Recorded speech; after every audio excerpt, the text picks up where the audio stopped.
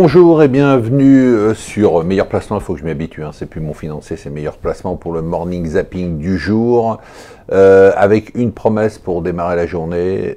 Aujourd'hui, dans la newsletter et dans la vidéo, je ne vous parlerai pas de grève, je ne vous parlerai pas de retraite. Allez, on commence par la désorganisation du traité de l'Atlantique Nord, jeu de mots sur l'OTAN, saltant au sommet qui a eu lieu. Donc les 29 pays ont juste pu se mettre d'accord sur le fait qu'ils allaient prendre une photo ensemble. Il y avait une ambiance détestable. Justin Trudeau qui s'est foutu de la gueule de Donald Trump, qui l'a traité d'hypocrite. Enfin, on avait l'impression d'une réunion de famille qui tourne mal le jour de Noël. Ils se sont mis d'accord sur rien. Trump a reproché encore à Macron d'avoir dit que l'OTAN est en état de mort cérébrale. Ils ont quand même dit, c'est rassurant, qu'ils trouvaient que le terrorisme était un vrai problème. Ambiance toujours entre les États-Unis et la Chine avec cet accord commercial qui n'arrive toujours pas, mais qui est annoncé tous les jours. Après, la Chambre des représentants a déjà défendu Hong Kong et ça n'a pas plu aux Chinois, et maintenant ils défendent les Ouïghours en disant que la Chine ne respectait pas, ce qui est évident, les droits de l'homme, et donc ça va fâcher encore la Chine. Mais comme la Chine va se coucher à court terme, puisqu'elle doit avoir son accord commercial, mais ne vous en faites pas, elle se vengera, et quand elle se vengera, ça sera terrible, mais le temps chinois n'est pas le temps mondial, ils ont le temps pour eux.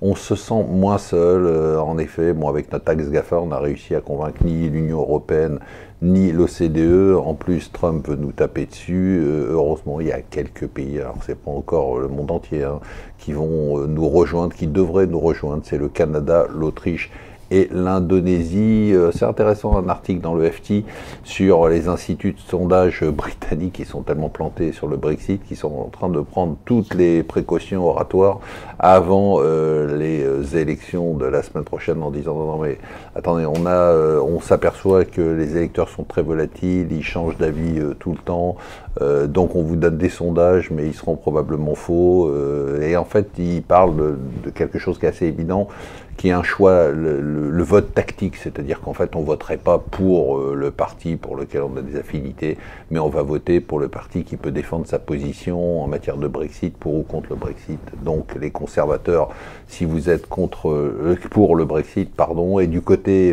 contre Brexit, c'est pas très clair, parce que Labour est pas clair, Jeremy Corbyn est pas clair, et donc le vote se partage entre les Lib Dev et le Labour. C'est ce qu'on appelle le vote tactique. La sidérurgie de demain, c'est la banque, on le sait. La sidérurgie d'aujourd'hui, c'est la voiture. Les chiffres se suivent et se ressemblent, et notamment une étude aujourd'hui qui donne les ventes pour l'année en termes de baisse par rapport à l'année précédente, les plus catastrophiques depuis la crise financière. C'est toujours la même chanson. Arabie Saoudite qui, à la veille d'un sommet, enfin pas la veille, c'est aujourd'hui et demain, du sommet de l'OPEP à Vienne, veut augmenter encore, enfin réduire la production de pétrole. On a aujourd'hui une réduction de 1,2 million de barils par jour. Elle voudrait que ce soit 1,6 million, parce qu'elle considère qu'avec le ralentissement de l'économie mondiale, le prix pourrait baisser en dessous de $60, et il ne faut pas que le prix baisse en dessous de $60, surtout pour l'introduction d'Aramco. On a les résultats, enfin on va avoir les résultats dans les heures qui viennent. Bon, à force d'efforts, ça s'est relativement bien placé, ça aurait été sursouscrit. Et enfin, la retraite du jour, j'avais dit que je ne parlerais pas de retraite en France, je peux parler de la retraite des dirigeants et fondateurs de Google qui avaient lâché les manettes de Google et gardé les manettes d'Alphabet, la maison mère de Google, et qui les ont abandonnées, qui les donnent donc à Sundar Pichai, qui est déjà le PDG de Google. Le gars a quand même un sacré job. Voilà, je vous souhaite un bon courage, et on se reparle demain.